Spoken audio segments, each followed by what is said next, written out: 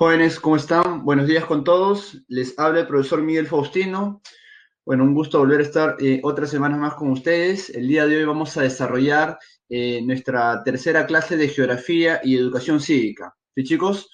Bueno, ¿cómo están, muchachos? Sin más preámbulos, vamos a empezar la clase de hoy, ¿sí? Y antes de presentar el PPT de Geografía, chicos, quiero mostrarles aquí, hacerles un esquema, en realidad, ¿no? Un esquema sobre el tema que vamos a desarrollar el día de hoy y las próximas dos clases, ya que son tres temas que se van a relacionar, puesto que hablan sobre la geósfera, una de las tres grandes estructuras de la Tierra. No te olvides que tenemos la geósfera, la hidrosfera y la atmósfera.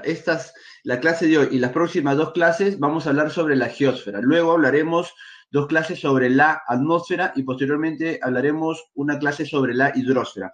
¿Ya? Bueno, chicos, sin más preámbulos, vamos a presentar las siguientes imágenes.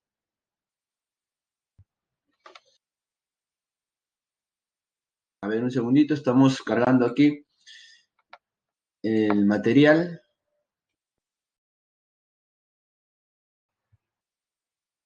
A ver, está cargando. A ver, chicos, por favor, me van a avisar cuando salga ya en sus pantallas el material que les voy a presentar, ¿sí? Primero vamos a utilizar pues una pizarra para poder en esta plasmar un esquema que creo que es necesario que ustedes lo tengan para poder entender mejor la clase, ¿sí? A ver, chicos. A ver, a ver.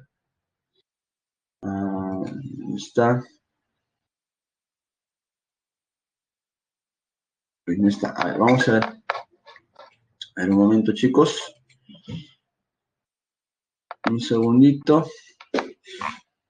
Ujú. A ver. A ver, chicos, un momento, está cargando.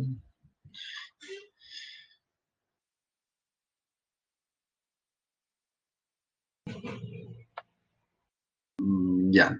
Listo, joven. A ver, miren, vamos a hacer primero el esquemita, ¿sí, chicos? ¿Ya?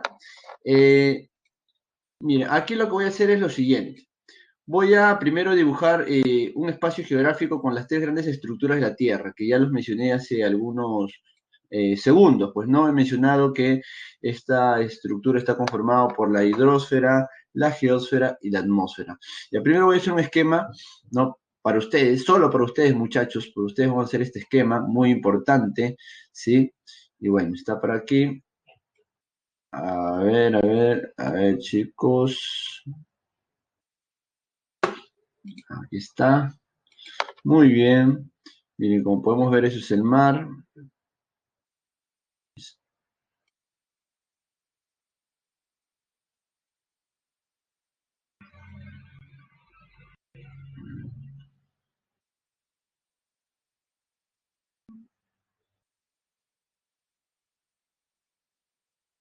Ya. Miren, eso de aquí, que estoy señalando de celeste, vendría a ser el mar. El océano, el mar, ¿sí? Ya. Lo que está acá, obviamente, son las nubes, ¿no? Lo que estoy dibujando en estos momentos, ¿sí? Acá están las nubes, ¿sí? Acá están las nubes, jóvenes, ¿ya? Aquí está. Ahí están las nubes. Listo. Ahí está. Esa es la parte de la atmósfera, ¿sí? La atmósfera, lo celeste es la hidrosfera, y obviamente esto es la geósfera. Esta es la geósfera, ¿sí? Esto es la geósfera, joven. Ya, miren. Esto es el espacio geográfico. Tú sabes que el espacio geográfico está delimitado, ¿verdad? Está delimitado. El espacio geográfico está entre estas tres grandes estructuras de la Tierra, que es la atmósfera, la hidrosfera y la geósfera. Y dentro de estas, el espacio geográfico está limitado, está delimitado ahí. Tú sabes que abarca parte de cada una de estas tres grandes estructuras. Ahora, dentro de todo este espacio geográfico, ¿sí? Podemos evidenciar que la superficie terrestre no es plana, sino que presenta formas. Esas formas que presenta la superficie terrestre, elevaciones, hundimientos, tipos de suelos distintos como los desiertos, zonas llanas, pampas, ¿no? Tablazos, mesetas, entre otros, vendrían a ser los famosos relieves. Entonces, la forma que presenta la superficie terrestre se va a llamar geomorfología. Y dentro de estas formas que presenta la superficie terrestre, observaremos ahí a los relieves. Ahora, estos relieves se han formado producto de algunos movimientos que se presentan en la Tierra. Esos movimientos que se presentan en la Tierra se llama geodinámica. ¿Qué es geo? Tierra. ¿Qué es dinámica? Movimiento. Por lo tanto, ¿qué es geodinámica? Movimientos que se presentan en la Tierra. Ojo, tienes que decir movimientos que se presentan en la Tierra, porque si tú hablas de los movimientos de la Tierra, haces referencia al movimiento de rotación, traslación, proyección, entre otros. ¿Sí? Aquí tú tienes que decir que la geodinámica son los movimientos que se presentan en la Tierra, dentro de ella. ¿Está claro? Y ahora, dentro de la Tierra se presentan movimientos, por un lado, se presentan aquí en este sector, en la superficie terrestre, y por otro lado, se presentan movimientos aquí abajo, dentro de la Tierra, dentro de la corteza. Es por ello que cuando hablamos de geodinámica, dividimos en geodinámica interna, movimientos que se presentan aquí abajo, en la corteza, y geodinámica externa, los movimientos que se presentan aquí arriba, en la superficie terrestre. Eso vendría a ser la geodinámica externa. ¿Está claro? Ahora, iremos completando aquí nuestro esquemita que hemos preparado para el día de hoy, jóvenes, ¿sí? Vamos aquí a completar un esquemita, jóvenes, ¿sí? Bueno, vamos a colocar aquí lo siguiente. Colocaremos aquí al centro la palabra geodinámica, ¿sí? Geodinámica, listo, acá está. Geodinámica. Te dije que la geodinámica se dividía, ¿verdad? En interna y externa. Ya vamos a hacer esa división. Vamos a utilizar otro color, ¿sí? Para lo externo vamos a utilizar este color de aquí, joven, ¿sí? Ya. Vamos a utilizar aquí, a ver, vamos a colocar aquí G de geodinámica externa, ¿sí? Jóvenes, se le llama externa o también se le dice fuerzas exógenas, ¿sí? Fuerzas exógenas, ya no te olvides, ¿ah? Entonces, se llama geodinámica externa, listo, o fuerzas exógenas. Esta geodinámica externa, estos movimientos que se presentan en la superficie terrestre, ¿sí? Se van a dividir en dos tipos de movimientos dentro de la geodinámica externa. Por un lado tenemos la meteorización, ¿sí? La meteorización, y por el otro lado tenemos lo que sería la erosión, ¿sí? Meteorización, y por aquí tenemos la erosión. Ya está. Listo. Ahora, la meteorización se divide, por un lado, en lo que sería la meteorización física, ¿sí? Física, y la meteorización química. Y la meteorización química. Ya, química. Ahí está. Listo. Mientras que la erosión es un proceso que consta de tres momentos distintos. ¿Sí? ¿Cuáles son esos tres momentos, profesor? Bueno, un momento sería el desgaste. Otro momento sería el transporte. El transporte. Y por último, tenemos el depósito, depositación o sedimentación. Depositación o sedimentación. O sedimentación. ¿Claro? Entonces tenemos acá depositación o sedimentación. Entonces, ya, como podemos ver aquí, vamos a comenzar a unir, pues, ¿no? Un esquema para ustedes.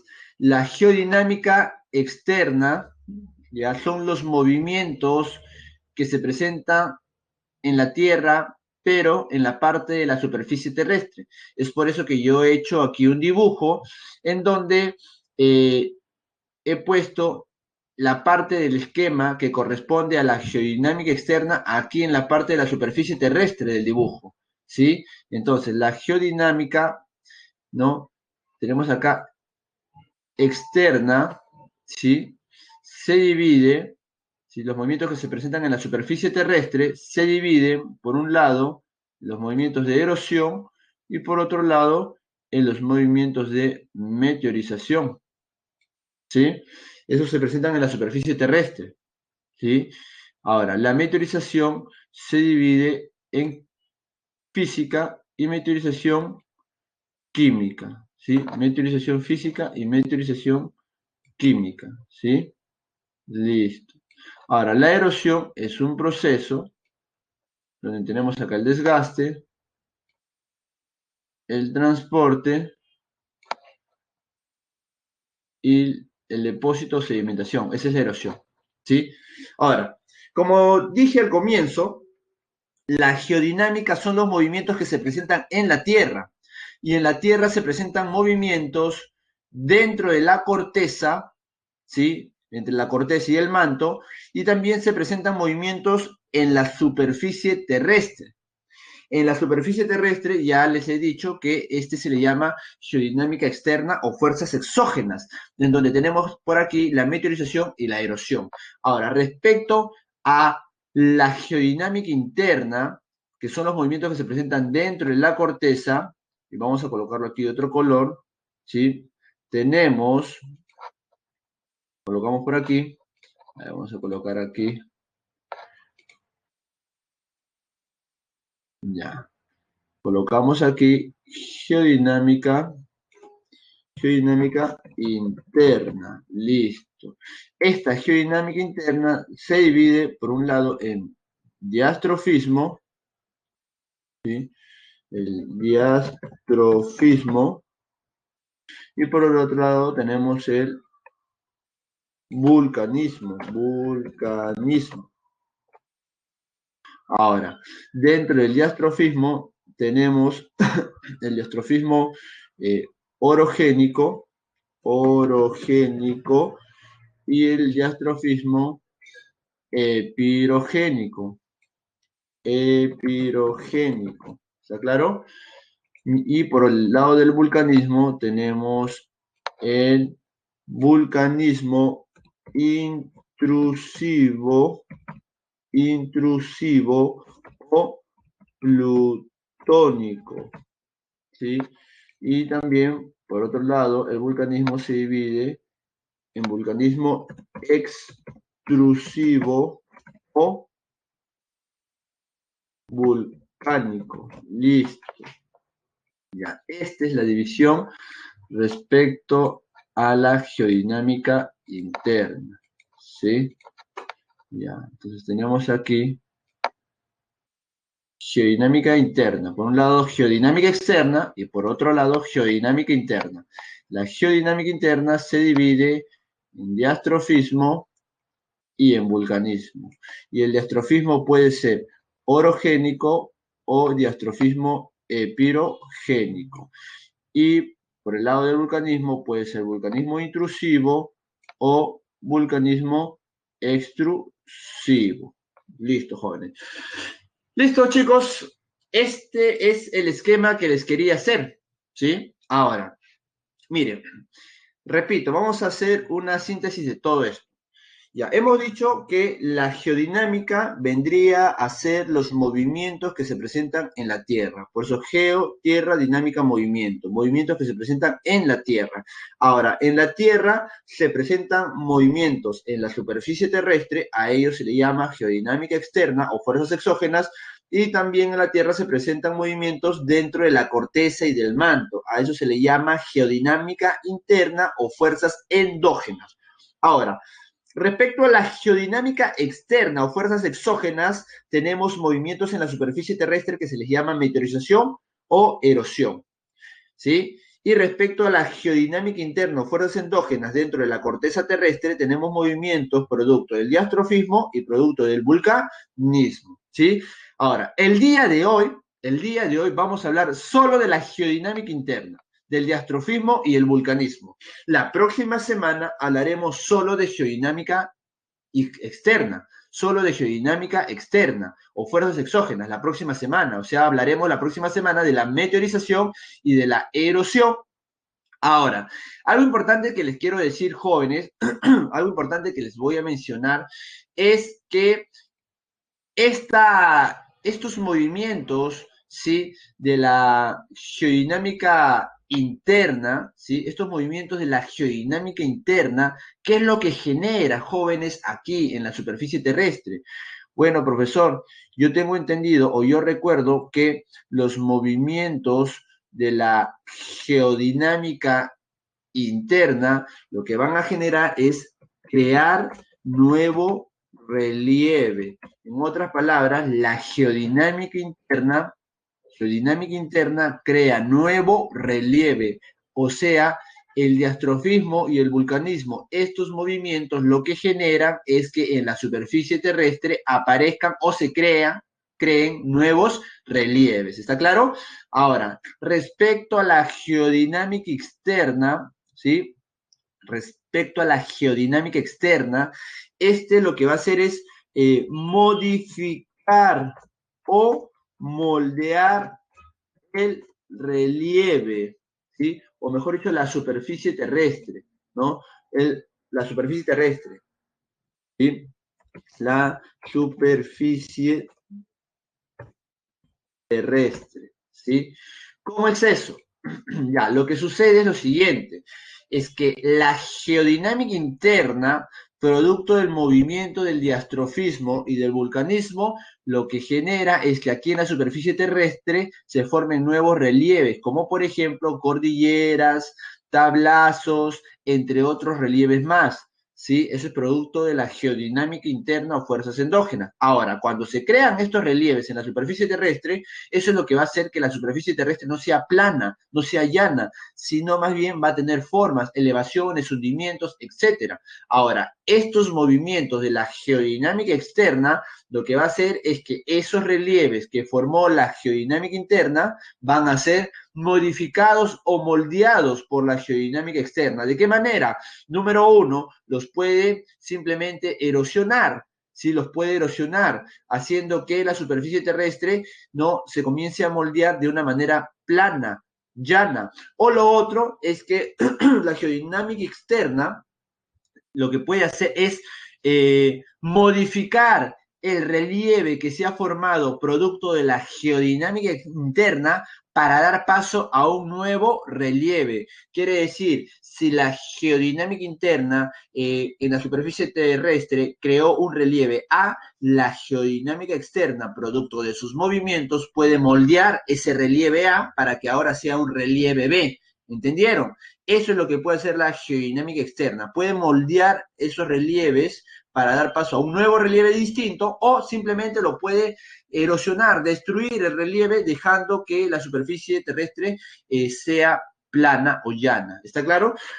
Obviamente que estos procesos no se dan a través del tiempo, no se dan de la noche a la mañana, no se da de un día a otro, o de una semana, un mes o un año. Tienen que pasar muchos años, miles de años para que se puedan evidenciar los cambios en la superficie terrestre de manera natural. ¿Sí, jóvenes? Ahora, para terminar, tengo que mencionarte que todos estos movimientos, tanto de las fuerzas exógenas y las fuerzas endógenas, se dan al mismo tiempo.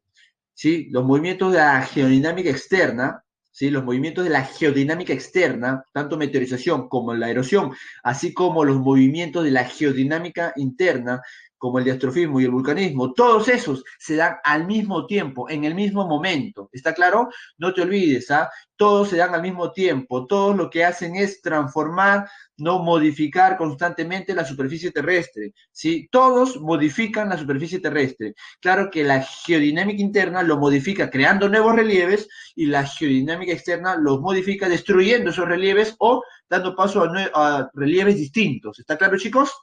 ¿Está claro? A ver, quiero saber si hasta ahí me han entendido lo que he venido explicando a través de este esquema. ¿sí?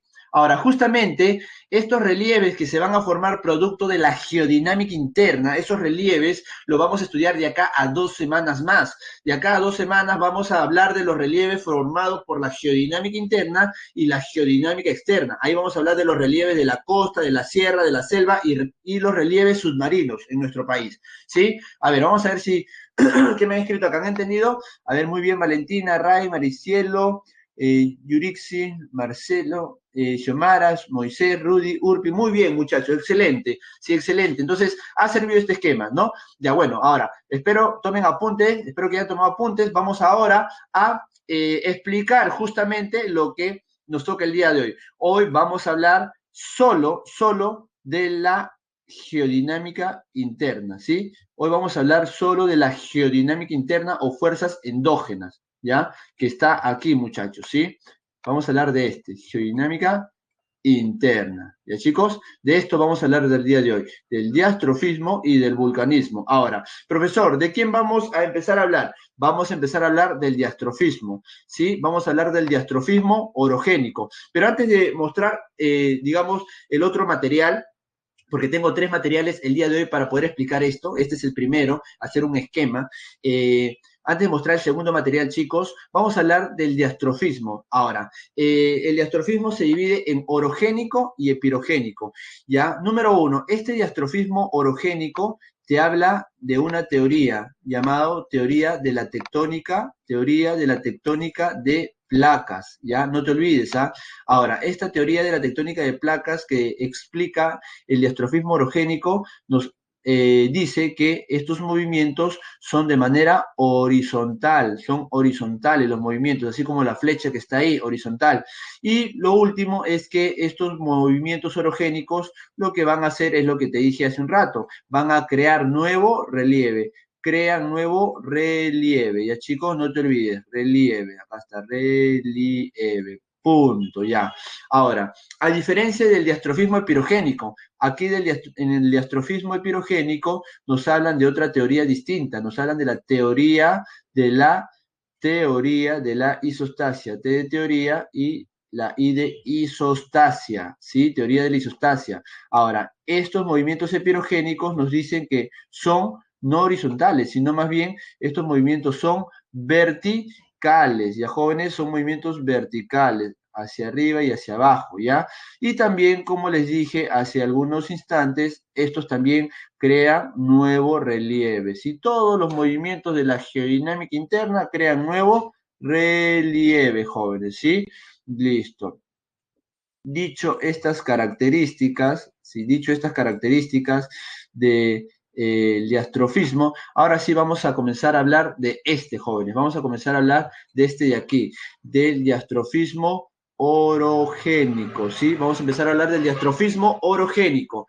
Ahora sí, voy a compartir el segundo material. A ver, ¿me pueden decir, por favor, si se observa el material? ¿Sí, jóvenes? ¿Sí se puede observar? A ver qué dicen ahí. Sí, muy bien, muchachos, excelente. Por favor, si tienen alguna duda durante la explicación, sí, me pueden ir escribiendo. Yo de rato en rato voy a estar leyendo el chat público para poder ir resolviendo algunas dudas, inquietudes que ustedes tengan. Ya, chicos, por favor, no se queden en silencio, no se queden con la duda. Yo sé que siempre les digo, durante la semana tenemos los profesores multichat que están esperándolos, ¿no? En ciertos horarios y horas determinadas para que puedan resolver sus dudas, inquietudes. Pero si tienen alguna duda, inquietud que desean que yo se lo resuelva, me lo puede ir haciendo, ¿ya? Y yo los voy a ir resolviendo, ¿ya? Listo.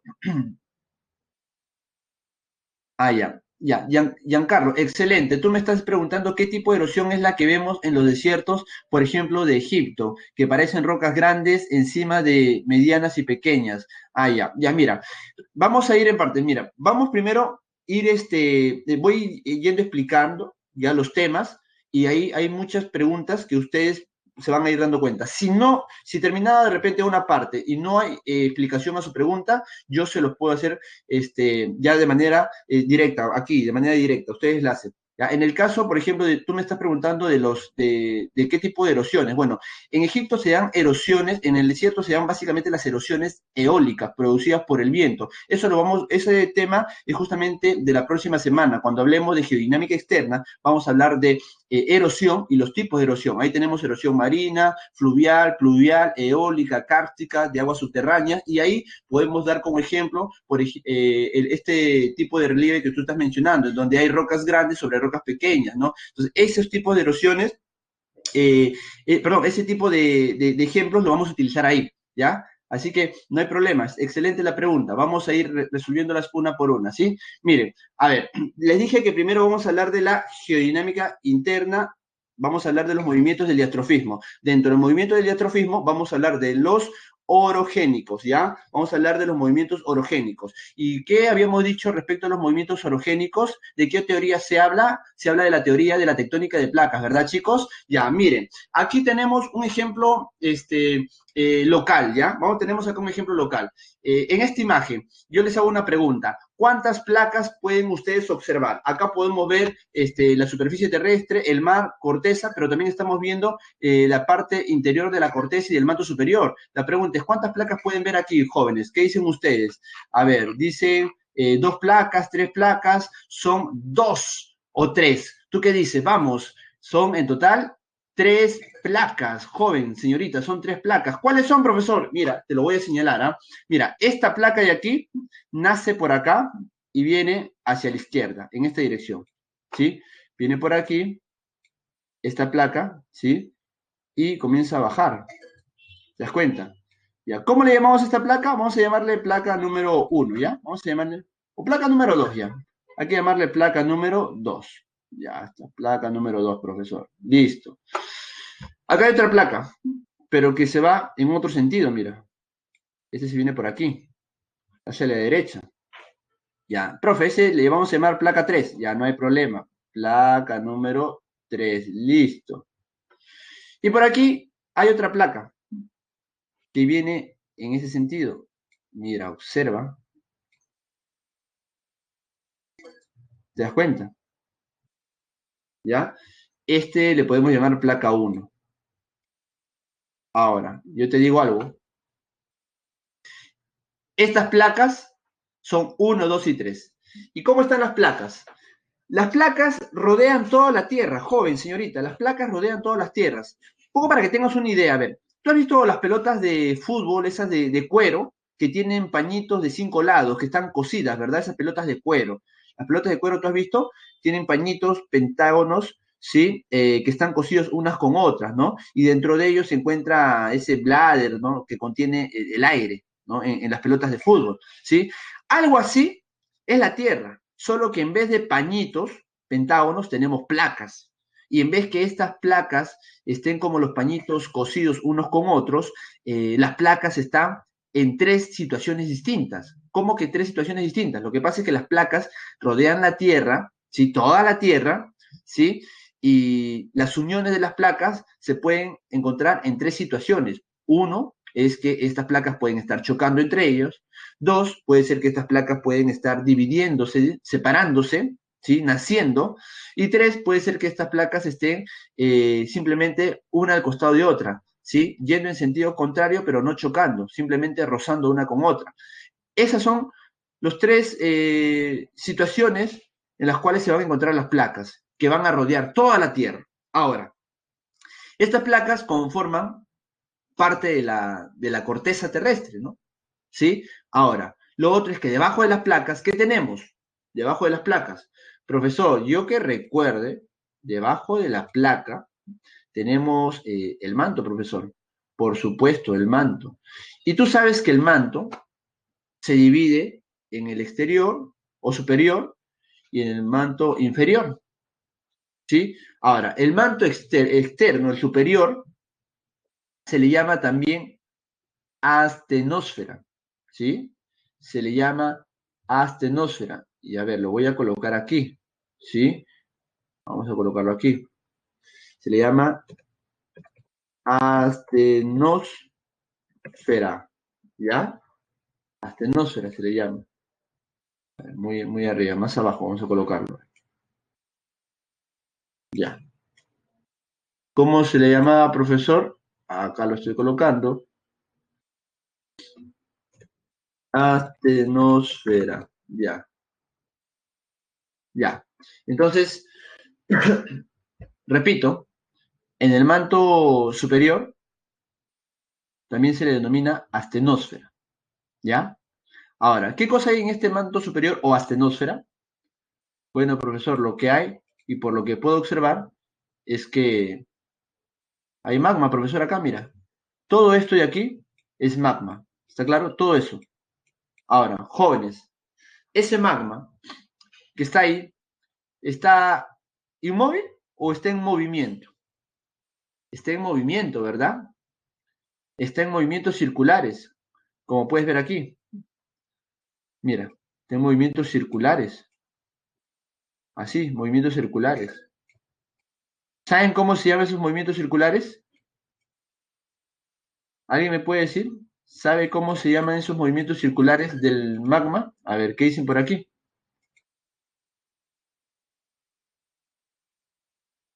¿Cómo se llama? Muy bien, Ray. Se le llama corrientes convectivas. Y lo voy a colocar aquí, para que no te olvides, ¿sí? Para que no te olvides, lo voy a colocar. Esto se llama, esto se llama corriente, corriente convectiva, ¿ya? Corriente convectiva, así se llama, mira, corriente convectiva. Acá hay una corriente convectiva, a la derecha hay otra y a la izquierda hay otra, ¿sí? Ahora, profesor, entonces en la astenosfera, ¿no? Hay magma y este magma está en movimientos circulares que se denomina corriente convectiva. Ahora, profesor, ¿y por qué se mueve el magma en forma circular? ¿Sí? ¿Por qué se mueve el magma en forma circular? ¿Sí? ¿Tú sabes? Claro, acá en la parte superior dice corriente convectiva, solamente que yo estoy colocando en la parte central para que lo puedan ver bien. ¿Sí? Entonces, ahora, profesor, ¿por qué el magma se mueve de manera circular? Pues es por lo siguiente. Miren aquí, jóvenes. Miren aquí. En esta parte que estoy señalando de color azul, ¿sí? El magma está a mayor o menor temperatura que la parte inferior. ¿Ustedes qué dicen? ¿Está a mayor o menor temperatura? Muy bien, está a menor temperatura. ¿Y eso qué tiene que ver, profesor? Pasa lo siguiente, mira. El magma que está aquí está más frío. Por lo tanto, al estar más frío, tiene mayor densidad. Y al tener mayor densidad, este va hacia abajo de la astenosfera. Pero al bajar, se acerca al centro de la Tierra. Y al acercarse al centro de la Tierra, la temperatura es mayor. Por lo tanto, ese magma se calienta más. Y al calentarse más, el magma se vuelve menos denso. Y al volverse menos denso, asciende hacia las partes más altas de la astenosfera. Pero al ascender, de nuevo, esa temperatura disminuye un poco. Y al disminuir un poco, ¿no? De nuevo se vuelve más denso. Y al volverse más denso, de nuevo comienza a bajar. Y al bajar, de nuevo, la temperatura sube porque se acerca al centro de la Tierra, ¿sí? Y ese magma se vuelve a calentar. Y al calentarse, se vuelve de nuevo menos denso y vuelve a subir. Y así se va a dar cíclicamente. Y eso va a generar que ahí se formen movimientos en el magma llamado corriente convectiva, ¿sí? Y es lo que tú seguro has leído acá, pues, ¿no? Justo acá te indica, ¿sí? Acá te está indicando, joven, señorita, acá te está indicando que descenso del material frío y acá ascenso del material frío. Pero ya sabes por qué se da ese descenso y ascenso. Por el aumento y disminución de la temperatura dentro de la astenosfera. ¿Entendiste? Ahora, El hecho que las corrientes convectivas se formen y vayan en ciertas direcciones, ¿eso influye en qué? Influye en el movimiento de las placas. ¿Por qué, profesor? Porque el magma jala la placa en la misma dirección, como puedes ver. Mira la corriente convectiva del medio, va hacia la izquierda y la placa también. ¿Te das cuenta? Ahora, profesor, ¿pero es posible que jale la placa un poco? Sí, es como cuando tú estás en el río y tiras una tabla, ¿no? Una tabla cualquiera, tiras tú al río. ¿Y qué va a pasar con esa tabla? ¿Se va a ir en la misma dirección hacia donde se está yendo el agua del río o se va en sentido contrario? Obviamente, profesor, obviamente se va en la misma dirección, profesor. Lo mismo sucede acá, pues muchachos. Ese magma, esa corriente convectiva que va hacia la izquierda, jala el magma hacia la izquierda. Y mírenle acá, esta otra corriente convectiva, esta que está aquí, se va en sentido contrario. Y mira hacia dónde se va la placa que está arriba. También se va hacia la derecha. ¿Está claro? ¿Entendieron hasta ahí por qué se forman las corrientes convectivas y la importancia de estas sobre las placas? ¿Lo han entendido? ¿Sí, muchachos? Excelente. Muy bien. Continuamos entonces. Ahora, miren aquí ¿qué pasa con las placas? Mira lo que te voy a señalar aquí. ¿Eh? Mira, joven señorita, concéntrate, por favor. Esto de aquí que estoy señalando tiene un nombre. ¿Cómo se llama? Al igual que esto. ¿Cómo se llaman esos lugares? Yo te voy a explicar aquí.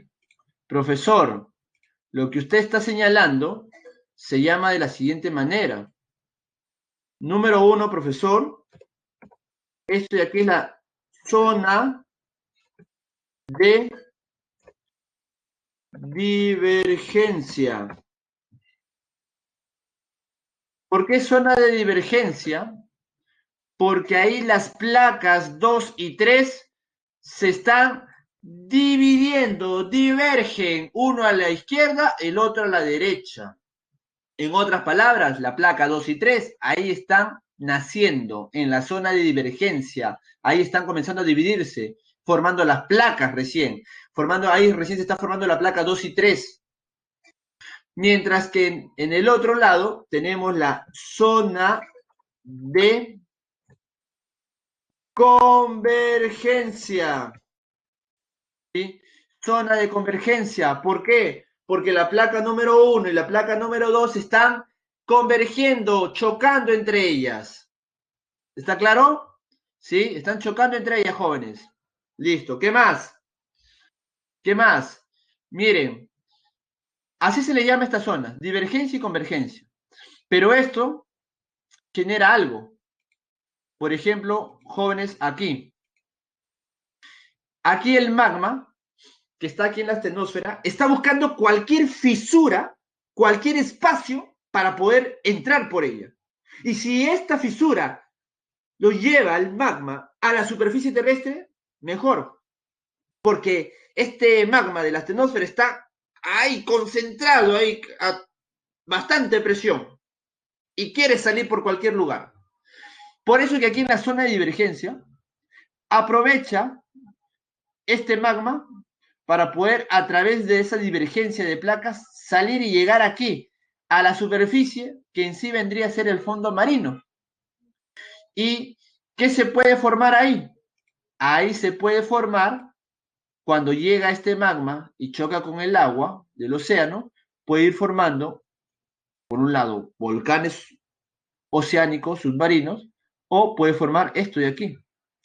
Mira, dorsales, dorsales, una especie de cordillera submarina. Ahora, este dorsal, conforme pasen los años, miles de años, puede ir creciendo cada vez más y más y llegar a un momento en donde el dorsal puede pasar el nivel del mar. ¿Y qué pasa cuando el dorsal pasa el nivel del mar? Forma islas y si este sigue creciendo, la isla también será más grande y puede, quién sabe, en el futuro, a millones de años, formar un continente. ¿Está claro? Entonces, en las zonas de divergencia, en las zonas de divergencia, en la parte de la superficie terrestre, se forma un relieve. ¿Cómo se llama ese relieve? Dorsales. Así como aquí se forman dorsales, en la zona de convergencia, aquí también se forman otros relieves. ¿Quién me dice cómo se llama este relieve? ¿Cómo se llama ese relieve? Profesor, ese relieve creo que se le llama fosa, fosa, fosa. Y por aquí los dorsales, dorsal, dorsales. Ya. Ahora, yo te digo algo. Este es un ejemplo local, nuestro. ¿Por qué, profesor? Lo que pasa es que las placas que te he señalado son placas conocidas. A ver, por ejemplo, te digo, ¿cómo crees tú que se llama placa, la placa número uno? Número uno, placa sudamericana. Uno, placa sudamericana. Número dos, placa de Nazca. Y número tres, placa del Pacífico. Pacífico. ¿Está claro? A ver, ¿qué están escribiendo, chicos? Vamos a leer. Fosas, Nazca. Claro, es un ejemplo nuestro, pues. Valentina dice, profesor, ¿y las placas cambian de dirección? No, no cambian de dirección. Tienen un mismo sentido, ¿sí? No cambian de dirección. ¿Qué más dice acá? Placa del Pacífico, claro, el Pacífico es el otro. No hay problema, Valentina, no hay problema. Acá estamos para resolver tus dudas. ¿Qué más dice por ahí Harold? Se cierra el volcán. ¿En qué sentido se cierra el volcán? ¿Estás hablando de los volcanes submarinos? Claro, en realidad se forman volcanes que obviamente al chocar el magma con el agua se solidifica, se enfría. Y son volcanes cubiertos, tapados, pero eso no implica que en algún momento pueda este erupcionar dentro del mar. Sí se puede también, se puede. ¿Qué más dice acá? Eh, la placa de Nazca, a ver, otras preguntas que hay, me refiero a lo que dijo Valentina. En las placas oceánicas usualmente se forman zonas de divergencias. Ah, ya, claro. Magma infinito. Lo que pasa es que sucede lo siguiente, a ver, vamos a responder acá dos preguntas que están haciendo. Número uno, eh, este dorsal de Nazca puede formarse ahí un volcán submarino. Estamos hablando de oceánico, perdón, un volcán oceánico, ¿sí? Estas están cubiertas, pero como puedes ver, pueden estar cubiertas, pero esto de acá, tienen esto de acá, jóvenes. El acceso, mira, puede haber aquí un volcán, pero mira, está tapado, pero está el acceso hacia el magma, y el magma siempre va a estar aquí en la astenosfera. Por lo tanto, en cualquier momento se destapa este volcán y puede haber una erupción o dentro del océano, pero se va a tapar rápidamente, se tapa de nuevo, ¿te das cuenta? ¿Sí? Ahora, respecto a la otra pregunta que han hecho por ahí, miren, la placa número 2 y la placa número 3, y lo voy a colocar mejor acá así, de esta manera, estas dos placas, la número 2 y la número 3, son placas oceánicas, y la placa número uno es una placa continental, ¿ya? Profe, ¿por qué la placa número uno es continental? Porque forma continente, así de sencillo. ¿Y por qué la placa 2 y 3 son placas oceánicas? Porque están debajo del océano y nunca van a formar continentes. ¿Está claro? Ahora, ¿qué más? ¿Qué más, jóvenes? Miren, voy a colocarlo aquí, ¿sí? A ver, un ratito. Vamos a colocarlo acá, sí. Este de acá es sudamericana, es una placa continental, mientras que estas son placas oceánicas. Listo, oceánicas. Ahora, miren aquí. No he terminado, seguimos acá en la imagen. Entre la placa 1 y 2, cuando se da aquí el choque en la zona de convergencia, se da algo bien particular. Te pregunto, ¿cuál de estas dos placas es la más fuerte? ¿La 1 o la 2? A ver, ¿qué me dices tú? ¿Cuál es la más fuerte? A ver, quiero ver sus respuestas.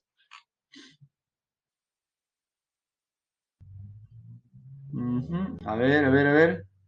Dicen la placa 1 es la más fuerte, dice. ¿Están de acuerdo todos? ¿Están de acuerdo? ¿La placa 1 es la más fuerte?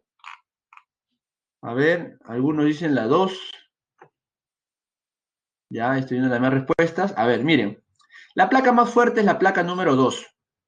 Si te das cuenta, la placa número 2, o sea, la placa de Nazca, nace por la zona de divergencia, sigue su recorrido, ¿no? Y vuelve al centro de, bueno, no al centro de la Tierra, vuelve adentro de la Tierra, vuelve a la astenosfera. Entonces, la placa número 2 nace en la zona de divergencia, sigue su recorrido y vuelve de nuevo a la astenosfera. ¿Qué pasa cuando la placa de Nazca vuelve a la astenosfera? Nada, simplemente se vuelve a convertir esa placa en material magmático. ¿Sí? Por eso que acá se convierte en material magmático y por acá de nuevo está naciendo más placas, así de simple. ¿Ya? Y sigue su recorrido. En cambio, ¿qué pasa con la placa número 1? La placa número 1 estaba viniendo de izquierda a derecha a chocar con la placa número 2, que es más fuerte, ya no puede seguir avanzando. La placa número 1 no puede seguir avanzando, sin embargo, por la izquierda siguen haciendo más placa, pero a la derecha ya no puede avanzar. ¿Qué crees tú que va a pasar? Lo que va a pasar es que esta placa, poco a poco, se va a comenzar a arrugar, o sea, a plegar. Se van a formar plegamientos. Así, así se van a formar plegamientos, miren. Se va a comenzar a arrugar la placa de esta manera, mira. ¿Sí? Y al final, ¿te das cuenta que está formando la placa? La placa número 2 que se comenzó a plegar, ¿qué está formando? Está formando aquí lo que nosotros conocemos como cordillera. Cordillera, está formando cordillera, jóvenes, ¿ya? La placa número 1 que no puede avanzar, que es la más débil, se está plegando y está formando cordilleras. ¿Está claro, chicos? Ahora, entonces, la placa número 1, obviamente, si se va a plegar, no se va a plegar hacia abajo, tiene que plegarse hacia arriba. Y al plegarse hacia arriba, forma cordilleras. Y al pasar los miles de años, millones de años, esta cordillera seguirá creciendo. ¿Está claro? Ahora, hay otra zona más que les voy a mencionar. Esta acción, en donde la placa más fuerte se mete debajo de la más débil, tiene un nombre. ¿Cómo se le llama? ¿Alguien sabe? Eso tiene su nombrecito. Y acá lo voy a colocar. Eso se llama zona de subducción. Eso se llama zona de subducción.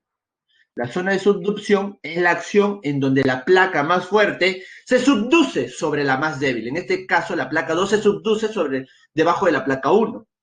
O en otras palabras, la placa 1 se sobrepone en la placa 2, que es la más fuerte. ¿Está claro, chicos?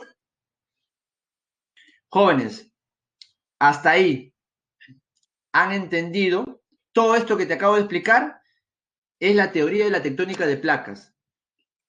¿Han entendido, jóvenes? ¿Sí? Excelente, muchachos. A ver, jóvenes, ¿cómo son los movimientos aquí? ¿Cómo son los movimientos aquí? Los movimientos son horizontales. Claro, son movimientos orogénicos, muy bien. Pero ¿cómo son los movimientos? Los movimientos son horizontales. Miren las flechas hacia dónde van, hacia los costados. Son movimientos horizontales. Hemos explicado la teoría de la tectónica de placas, cómo las placas se mueven, cuáles son las causas del movimiento de las placas. Y lo otro es que estos movimientos orogénicos, estos movimientos horizontales, tienen como consecuencia la formación de relieves, como por ejemplo fosas, cordilleras, entre otros. ¿Está claro, muchachos? ¿Sí? ¿Está claro? Listo.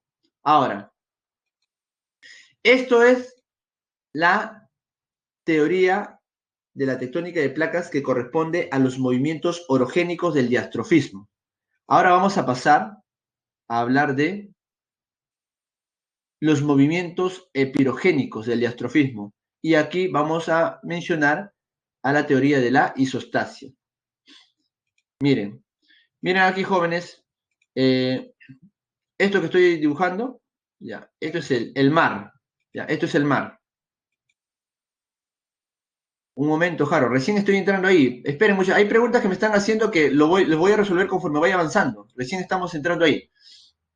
A ver, miren, este es el mar, jóvenes. ¿Ya? Y acá tenemos, imagínate, a un barquito. ¿Sí? Acá tenemos a un barquito. ¿Ya? Acá tenemos a un barquito. Ya. Miren, yo te pregunto algo. ¿Por qué el barquito no se hunde aquí en el mar? Porque hay un equilibrio. Ese equilibrio es a través de las densidades. Aquí, esto de acá es el mar, tiene mayor densidad que ese barquito. Por eso es que el barquito no se hunde. ¿Sí? Ahora, ¿qué pasa si yo al barquito le coloco peso? Le coloco unas 3 cajas con bastante peso. ¿Qué pasará con el barquito? Bueno, profesor, el barquito se hundirá un poco y el agua tal vez le llegará por acá. ¿Te das cuenta?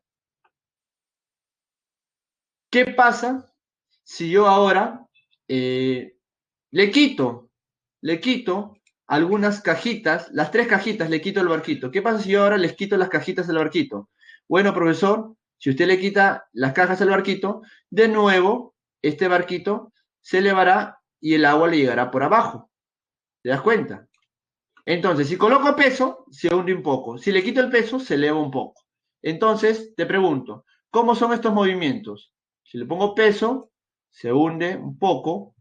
Si le quito peso, se eleva. ¿Cómo son esos movimientos? Son movimientos verticales. Justamente habíamos dicho que los movimientos epirogénicos son movimientos verticales. ¿Ya? Que habla de isostasia. ¿Y qué busca la isostasia? No te olvides, un equilibrio. La isostasia te habla de un equilibrio. Justamente algo similar a lo que acabo de explicar. Un equilibrio entre el barquito y el mar, en donde más peso se hunde un poco, menos peso se eleva un poco y se mantiene el equilibrio. Profesor, ¿qué pasa si yo le comienzo a colocar caja tras cajas y muchas cajas? Va a llegar un momento que ese equilibrio se va a romper y el barco se va a hundir. ¿Entendieron? Listo. Esto es lo mismo que sucede con el continente. ¿De qué manera, profesor? ¿De qué manera? De la siguiente. Y miren, yo te dije al comienzo de la clase que todos los movimientos se dan al mismo tiempo. Por lo tanto, vamos a explicar lo siguiente. Hace algunos instantes hemos hablado de los movimientos orogénicos. ¿Y qué hemos dicho de los movimientos orogénicos? Que estos crean relieve, ¿sí? Estos, perdón, crean cordillera. Y al pasar los años, esta cordillera, producto del choque de placas, ¿no? Tú sabes que la placa más débil se irá plegando y al pasar muchos años se irá plegando más y más y la cordillera seguirá creciendo. Y miren, acá está la cordillera. Acá está la cordillera. ¿Está claro? Ahora, ¿qué pasa si la cordillera ahora con el tiempo crece más y ahora la cordillera está de este tamaño? Mira, ¿qué pasa si ahora la cordillera está de este tamaño que estoy haciendo aquí? Está mucho más grande. ¿Habrá más o menos peso si la cordillera ahora está de ese tamaño, más grande? ¿Habrá más o menos peso? Obviamente hay más peso, profesor. Y si hay más peso, ¿qué pasa con esa parte del continente? Esa parte del continente, al haber más peso, porque la cordillera ha crecido debido a que se ha plegado más esa placa, ¿no? Se va a hundir. Aquí, profesor, se va a hundir, mira, ¿se va a hundir en dónde? en esto que nosotros sabemos que se llama cámara magmática o la astenosfera. La astenosfera, donde está el magma, es conocido todo como cámara magmática. ¿Ya? Aquí, la cordillera, al crecer y tener más peso, se hunde en el magma. ¿Entendiste? Y al hundirse, ¿qué pasa con el agua? El agua ganó espacio, mira, el agua está por aquí. ¿Sí? Ahora, así como se dan estos movimientos orogénicos, al mismo tiempo también se dan los movimientos de la geodinámica externa, tema que vamos a ver en la próxima clase. Y dentro de los movimientos de la geodinámica externa, te dijimos que tenemos a la meteorización y tenemos la erosión. ¿Y qué pasa con la meteorización y la erosión?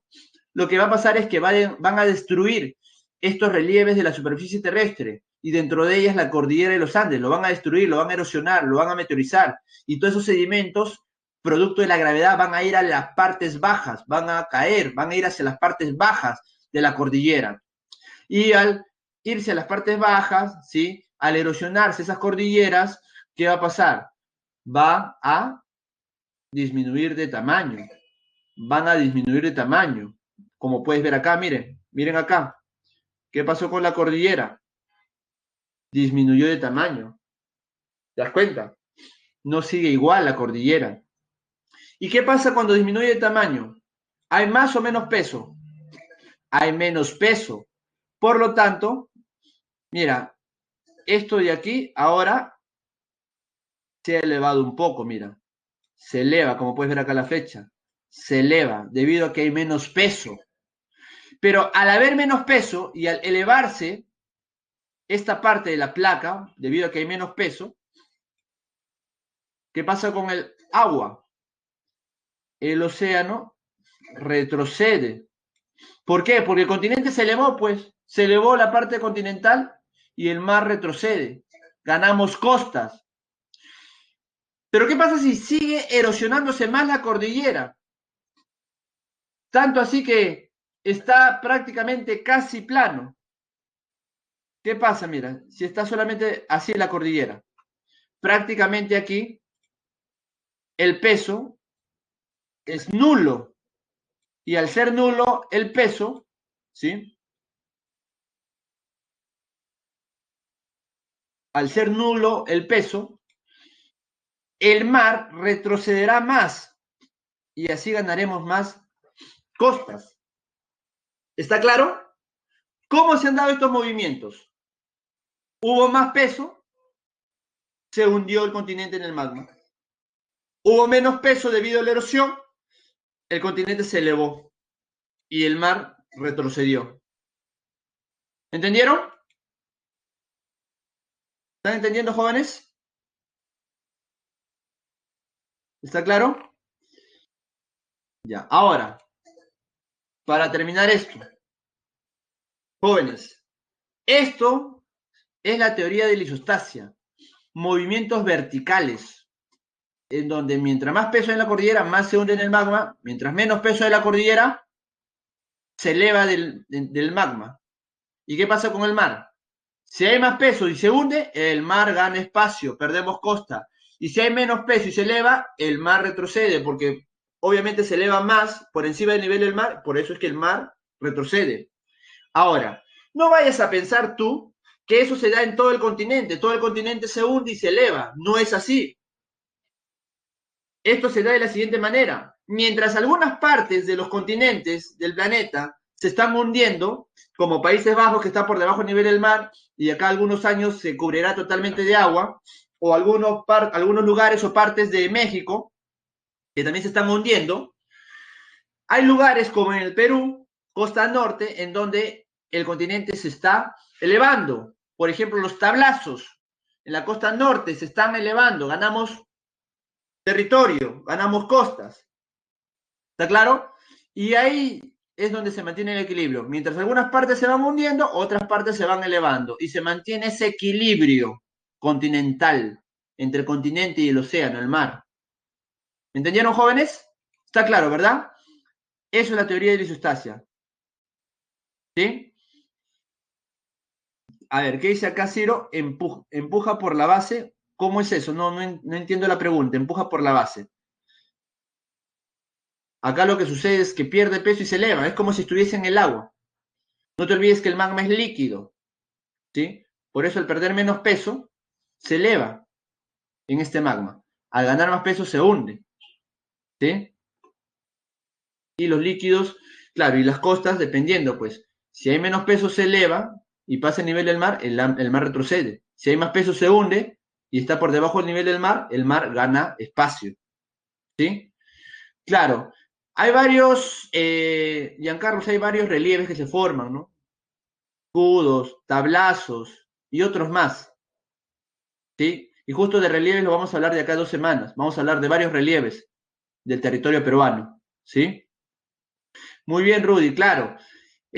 ¿Por qué pierde peso? Por los agentes externos, pues yo ya lo dije por la geodinámica externa, meteorización y erosión. La cordillera se erosiona y se meteoriza. Eso hace que pierda peso, porque todos esos sedimentos erosionados o meteorizados van a las partes bajas, por lo tanto pierde peso. Y es ahí donde se eleva el continente, ¿sí? Pero ya les dije, no es que todo el continente se hunda o se eleve. En algunas partes se va hundiendo y en otras partes se va elevando, manteniendo siempre ese equilibrio, que es la palabra clave de la teoría de la isostasia. ¿Está claro, muchachos? Profesor, o sea, ¿eso es real? Por supuesto, es real, pues sucede eso. Ya te he dado un ejemplo, Países Bajos. Investiga, Países Bajos está por debajo del nivel del mar. Y acá algunos años, todo eso se va a cubrir de agua. Profe, ¿cómo por debajo del nivel del mar? ¿Por qué el agua no entra? Porque han colocado grandes paredes de concreto que evitan que el mar entre a Países Bajos y lo inunde totalmente. ¿Está claro, muchachos? ¿Sí? Listo, muchachos, excelente. ¿Están entendiendo? ¿Sí? ¿Están entendiendo? A ver, quiero saber para continuar. Excelente, Giancarlos, Valeria, Ray. Muy bien, Sandro, Xiomara, Harold, Aldair. Muy bien, excelente. Creo que todos están entendiendo, ¿sí? Por favor, coloquen para saber si estamos yendo bien. Sí, a mí me interesa que entiendan, eso es lo importante.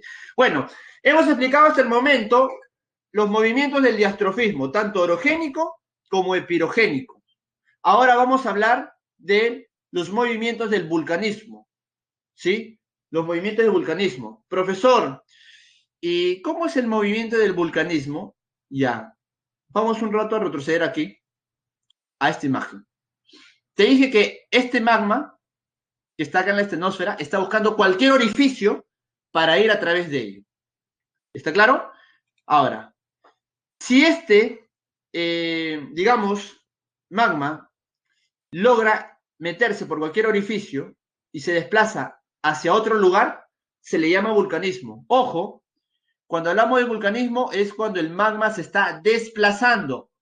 No podemos decir cuando el magma se mueve, porque el magma siempre está en movimiento, no te olvides. Siempre hay corrientes convectivas, siempre el magma está en movimiento. Cuando hablamos de vulcanismo, cuando el magma se desplaza de un lugar a otro. Por ejemplo, el magma cuando sale a la superficie terrestre. Miren, chicos, por ejemplo, acá la placa número 2, la placa número 1 y 2 están en choque, en zona de convergencia. Están chocando estas dos placas, la 1 y la 2. Y la placa número 1 hemos dicho que comienza a plegarse, ¿verdad? Y forma la cordillera. Tú sabes que la corteza, las placas, si bien son sólidas, tienen cierta elasticidad, pero a veces, producto del plegamiento o a la fricción entre las placas, a veces esa elasticidad se rompe y las placas se pueden fragmentar o fracturar, mejor dicho, fracturar, la palabra adecuada. ¿Y qué pasa si una placa tiene una fisura? A través de esa fisura comienza a meterse el magma. Y esa fisura poco a poco puede ir creciendo y puede llevar ese magma hacia la superficie terrestre, como puedes ver en la imagen. Y puede formar ¿qué cosa? Un volcán. Claro que el magma, cuando llega a la superficie terrestre, ya no se le llama magma. ¿Cómo se le llama? Se le llama lava. ¿Está claro? Lava. Ahora, pregunta, ¿el magma se desplazó o no se desplazó? Sí se desplazó, ¿verdad? Por lo tanto es vulcanismo. Número 2, el magma en su desplazamiento ¿Llegó a la superficie terrestre o no llegó a la superficie terrestre? Sí llegó a la superficie terrestre. Por lo tanto, es un vulcanismo extrusivo, porque llegó al exterior. Por eso se llama vulcanismo extrusivo o volcánico. ¿Está claro, chicos? Ahora, un volcán es un ejemplo de vulcanismo extrusivo. Profe, otro ejemplo, los géiseres. Otro ejemplo, las aguas termales.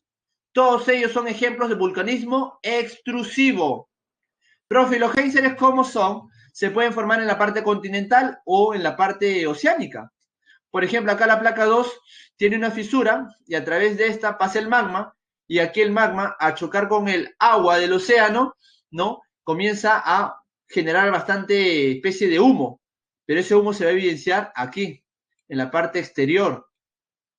Y de repente tú, cuando ya hayas ingresado a San Marcos, hayas logrado terminar tu carrera y seas un profesional exitoso y cuando te vayas en algún momento de paseo en un crucero por el Atlántico, puedes de repente en algún momento ir a través del Atlántico y ver que del agua, del pleno océano Atlántico, está saliendo bastante humo. No te asustes. Ese humo que sale en pleno océano es producto a que debajo de ello hay una fisura en donde hay un choque de magma con océano. ¿Y eso qué forma? Un géisere. Puede ser un géisere, en este caso oceánico, o puede ser uno continental. En todos estos casos son ejemplos de vulcanismo extrusivo, porque el magma llega a la superficie terrestre. ¿Está claro, jóvenes? ¿Está claro? A ver, ¿qué están escribiendo por aquí? Excelente, listo. Ya, ese es el del extrusivo, listo. Continuamos entonces. ¿Qué más? ¿Qué más, jóvenes? Pero así como tenemos el vulcanismo extrusivo, también tenemos el vulcanismo intrusivo. Y miren, este de aquí es un vulcanismo extrusivo. Acá está la cámara magmática que te dije, que es en el manto. Y mira, por acá se ha formado una fisura a través de la corteza y el magma a través de esa fisura ha llegado hacia dónde? Ha llegado a la superficie terrestre. Y como te dije, cuando llega a la superficie terrestre, ya no se le llama magma, se le llama lava. Acá dice magma, lava. Claro, lava en la superficie terrestre y magma dentro de la Tierra. ¿Sí? Ahora, esto de acá sería un vulcanismo extrusivo. Extrusivo. O volcánico. Ya. Extrusivo, ya. Pero lo de acá es un vulcanismo intrusivo. Ese es un ejemplo de intrusivo. Intrusivo.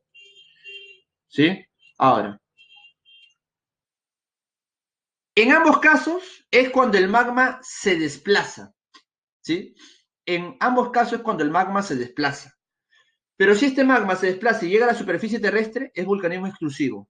Pero si este magma se desplaza y no llega a la superficie terrestre y más bien cubre cavidades dentro de la corteza, ojo, hay que decir que dentro de la corteza suelen haber espacios vacíos, espacios huecos, cavidades.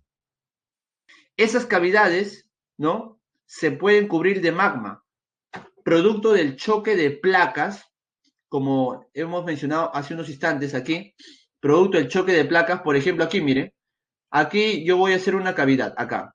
Imagínate que aquí hay una cavidad, así.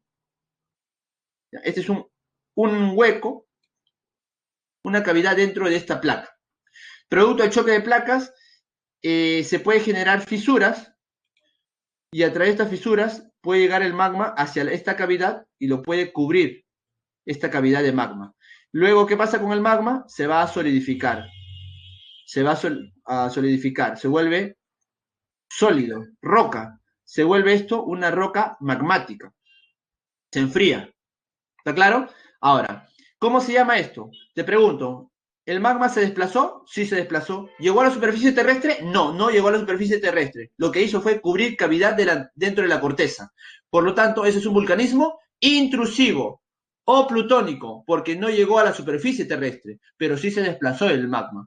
¿Sí? Ahora, profesor, ¿y cuáles son los ejemplos de vulcanismo intrusivo? Eso va a depender de la forma y el tamaño que tenga la cavidad. Si son cavidades grandes, se le va a llamar batolito. Si son cavidades pequeñas, se le va a llamar lacolito. ¿Ya? Si esa cavidad es pequeña en forma de hongo, es un lacolito, y si tiene en forma de hongo de cabeza, se le llama lopolito. O también se le puede llamar a una fisura dique, y si son varias fisuras, enjambre de dique, ¿sí? O si tiene forma de gota bien circular, es SOC. O sea, profesor, los ejemplos de vulcanismo intrusivo eh, vendrían a ser las formas que tienen las cavidades que van a ser cubiertas de magma. Sí, pues, acá está, mira, aquí está. Te dije, mira, una cavidad, la grande, es un batolito. Esta es una cavidad grande. Y de esta cavidad grande, mira, se han formado más cavidades. Acá está, forma de honguito, la colito, forma de honguito, pero de cabeza, lopolito. Estas fisuras, ¿cómo se les llama? Se les llaman diques. Y si son varias, enjambre de diques. Si son una especie de fisura horizontal, se llama sil.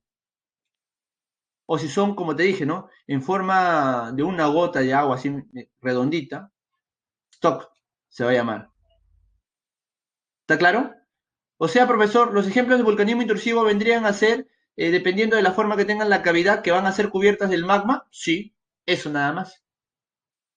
¿Entendieron, jóvenes? ¿Está claro? Lo del vulcanismo, sencillo. ¿Eh? Vulcanismo tiene que ver con el desplazamiento del magma. ¿Está claro, verdad, jóvenes? Para seguir. Ya, listo. Ahora sí, vamos al último material. ¿Sí? Vamos a subir ya el PPT de geografía. Y claro, lo vamos obviamente a hacer de manera rápida, ¿no? El PPT vamos a ver básicamente algunas imágenes, ¿sí? A ver, vamos aquí. A ver. Ya, jóvenes. Vamos a ver ahora los PPTs de geografía, en donde vamos a hacer digamos, a observar todo lo que hemos explicado, lo vamos a observar de manera rápida, vamos a detallar tal vez algunas cositas por ahí que falten, vamos a ver más imágenes y ya luego pasamos a cívica, ¿sí? Vamos a hacer, lo que sí nos vamos a detener un poco a explicar es sobre lo que es el sismo o seísmo, ¿sí? Ahí nos vamos a detener unos 5 minutos y ya pasamos a cívica, jóvenes. Y espera un ratito que está cargando el PPT, ¿sí? Estoy viendo que han hecho varias preguntas que ya lo he estado explicando conforme he ido desarrollando la clase. Algunos me preguntaban, profesor, vulcanismo intrusivo, profesor, el stock, profesor, esto, el SIL, ya lo han visto, ¿sí? Lo que pasa es que si me detengo a responder esa pregunta y luego sé que voy a volver a explicar lo mismo, mejor lo detengo, sigo avanzando. Y ya ustedes se han dado cuenta que he venido resolviendo varias dudas que ustedes han tenido. ¿Ya, chicos? Bueno, está cargando el PPT, ya está llegando al 100%. Por favor, me van a indicar si es que se observa el PPT de geografía, ¿sí? Cuando les indique. ¿Ya, jóvenes? Todavía está cargando. Ya, ahora sí, jóvenes, ¿se observa el PPT de geografía? ¿Sí? ¿Está?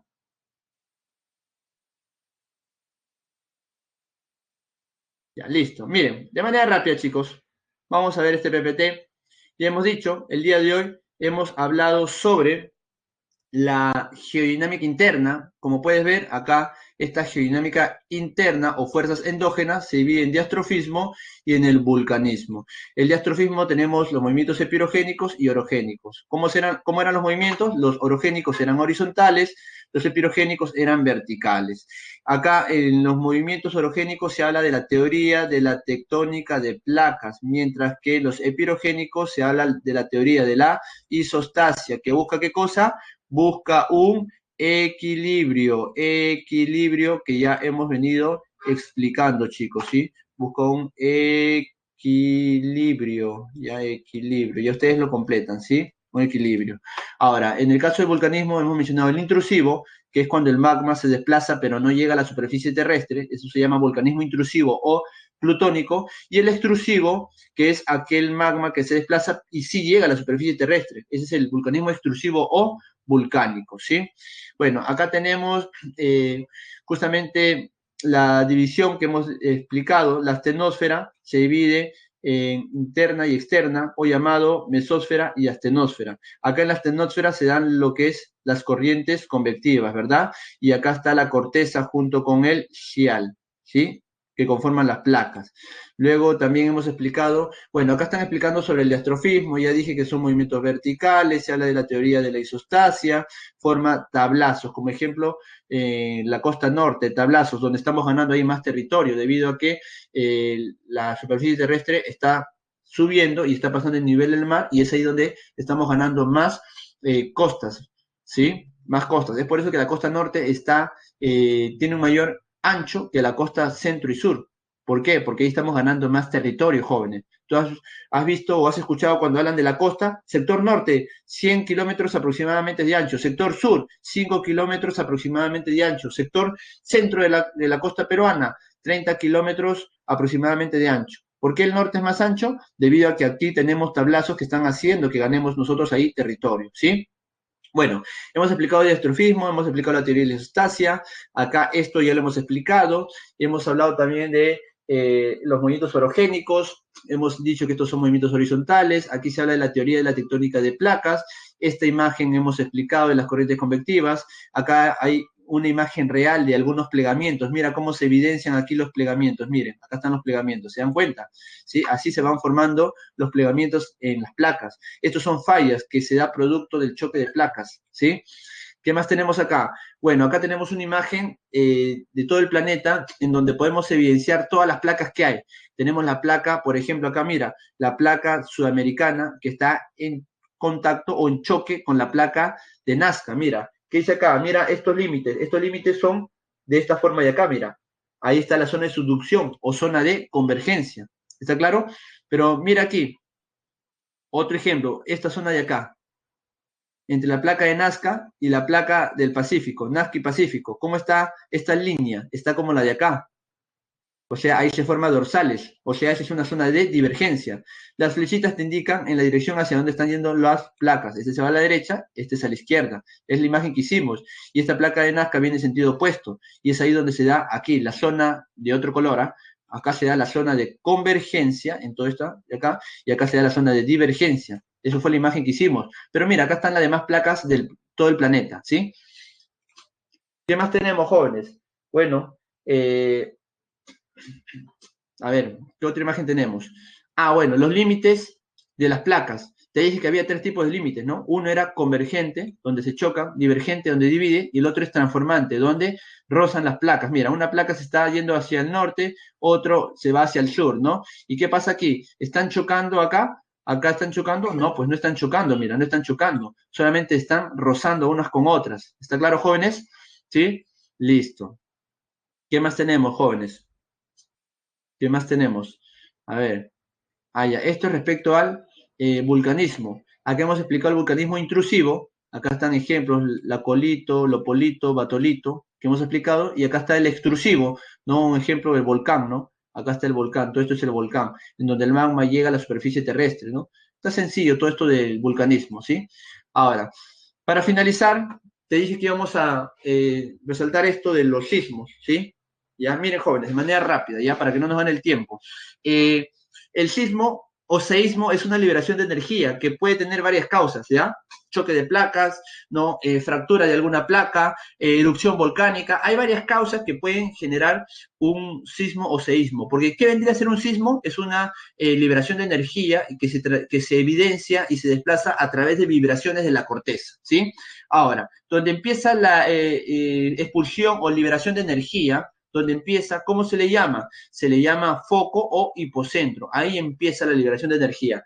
¿Ya? Ahora, esta energía, esta liberación de energía o estas vibraciones se van a expandir a través de qué? A través de esto de aquí que se les llama ondas. Ondas. Estas líneas punteadas en forma circulares son ondas que se están expandiendo. Ahora, tenemos dos tipos de ondas. Las ondas primarias, las que están dentro de la corteza, ¿sí? Y las ondas superficiales, las que se presentan en la superficie terrestre. Ahora, dentro de las ondas primarias, ¿sí?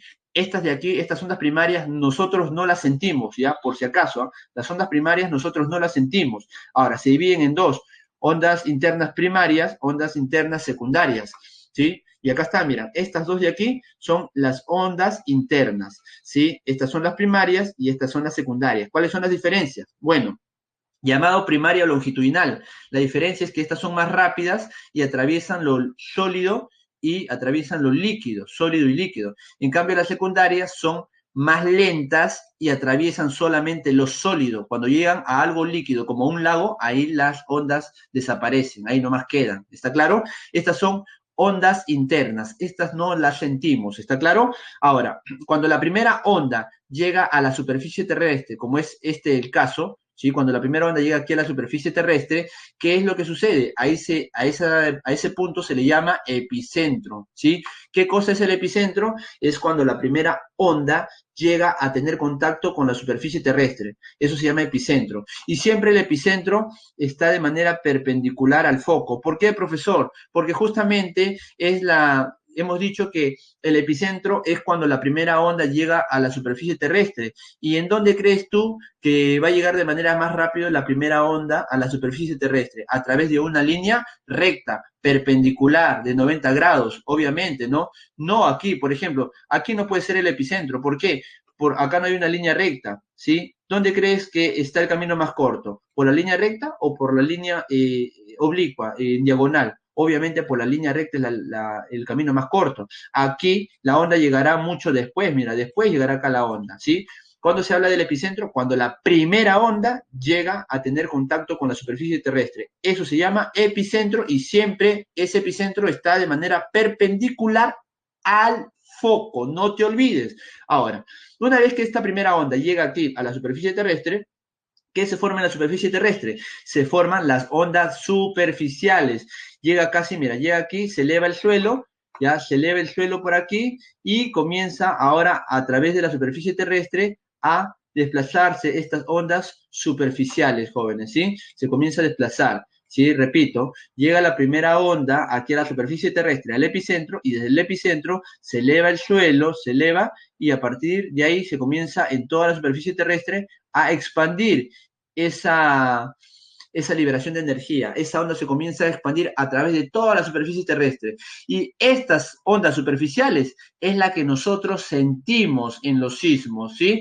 Es por eso que cuando se dan, por ejemplo, los terremotos, la superficie terrestre, el suelo, se ve que claramente se mueve hacia arriba y hacia abajo como ondas tipo como olas del mar, ¿no? Se mueve claramente, ¿no? ¿Y qué dicen tus familiares cuando han vivido el terremoto del 70? Dice que vieron cómo el suelo se movía, dice, ¿no? El suelo se movía claramente y les impedía correr a través de ella. Claro, pues porque este suelo, al moverse hacia arriba y hacia abajo, obviamente te va a imposibilitar el que tú puedas correr con tranquilidad, pues, ¿no? O caminar, no puedes ni siquiera mantenerte de pie.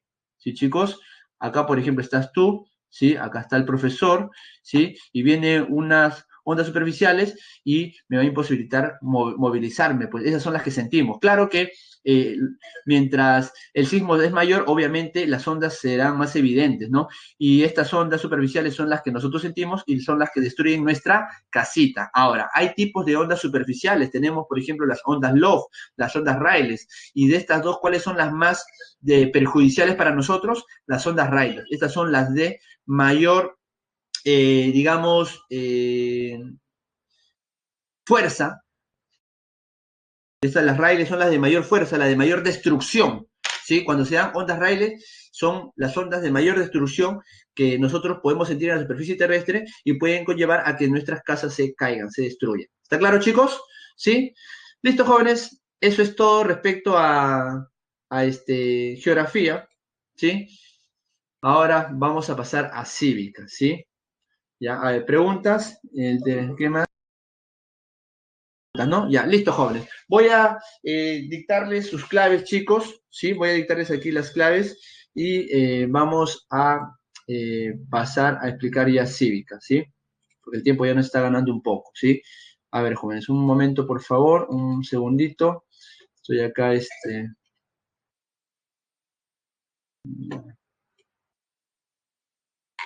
ya, jóvenes, a ver. Ya, a ver, un ratito.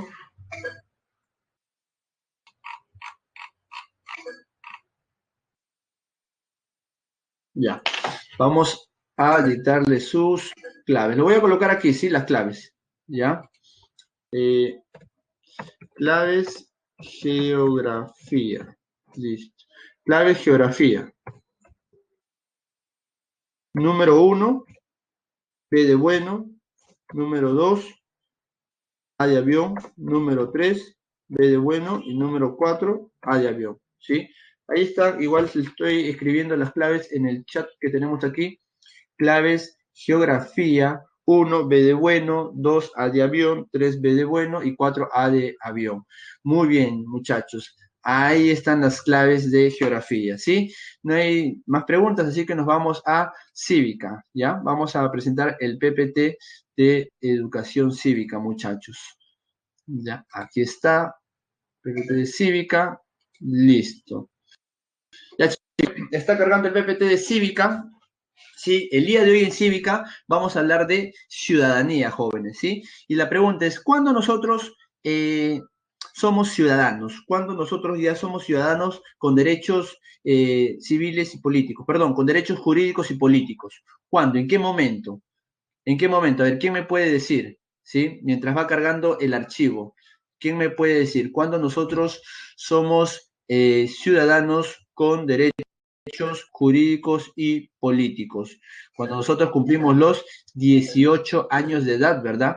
Cuando cumplimos los 18 años de edad, nosotros somos ya ciudadanos con derechos jurídicos y políticos. Ahora, cuando uno cumple 18 años de edad, ¿qué tiene que hacer? Tiene que ir a la RENIEC, ¿verdad? ¿A qué? A inscribirte. Y ahí te van a dar ¿qué? ¿Qué te van a dar? Tu documento nacional de identidad, tu DNI. ¿Está claro? Ahora, muchos jóvenes dicen, profe, ya voy a cumplir 18 años y ahí sí voy a poder hacer lo que yo quiera sin decir nada a mis padres. Bueno, por un lado, sí, ya puedes tomar tus derechos de manera independiente, autónoma, pero por otro lado, no te olvides que cuando tú tienes 18 años de edad, también tienes deberes que cumplir. Y eso lo vamos a explicar el día de hoy. A jóvenes, tienes derechos y deberes al cumplir tú los 18 años de edad o, en otras palabras, al ser tú un ciudadano con derechos jurídicos y políticos. Jóvenes, ¿se ve el PPT? ¿Se ve el PPT? ¿Sí? Sí se ve, ¿verdad? Ya, listo. ¿Se ve el PPT? ¿Alguien que me pueda responder para poder avanzar? Sí, listo. Gracias, Sandro. Gracias. Listo. Entonces, acá tenemos justamente la ciudadanía. Como puedes ver aquí, joven señorita, ¿no? Dice acá que esta es una condición, la ciudadanía, esa es una condición jurídica y política. Profe, ¿cómo jurídica y política? Lo que pasa es que, por ejemplo, vas a tener algunos derechos adicionales que no lo tuviste desde la concepción, como por ejemplo elegir y ser elegido, ¿no? Elegir a tus autoridades o de repente tú ser elegido como alguna autoridad.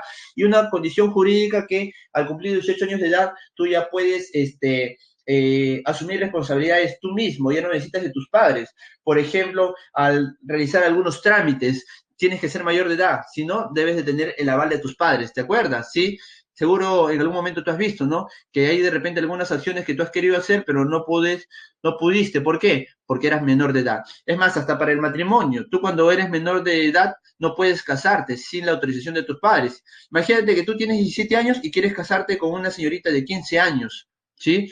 Los dos son menores de edad. ¿Se pueden casar?